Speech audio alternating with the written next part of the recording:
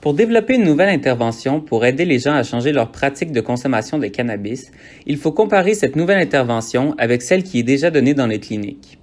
On réalise alors ce qu'on appelle une étude clinique. Dans ce type d'étude, des personnes de la population générale seront sélectionnées en fonction de certains critères pour participer à l'étude. Dans ces études, il n'est pas possible de choisir soi-même son intervention. Le participant sera placé au hasard soit dans le groupe 1, qui recevra l'intervention habituelle de sa clinique, soit dans le groupe 2, qui recevra la nouvelle intervention. Après l'intervention, il y a une période pendant laquelle des données sur la progression du participant seront collectées. Il pourrait s'agir par exemple de ses changements de comportement, de sa consommation, etc. Ce suivi pourrait se faire à travers plusieurs visites ou des appels téléphoniques programmés avec un assistant de recherche.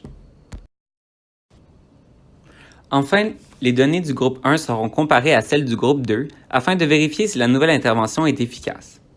Il n'est pas possible de recevoir la nouvelle intervention sans participer à l'étude.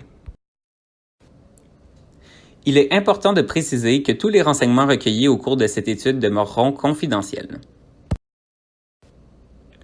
Pour cette partie du sondage, imagine que tu participes à une étude clinique sur une intervention pour t'aider à changer tes habitudes de consommation de cannabis.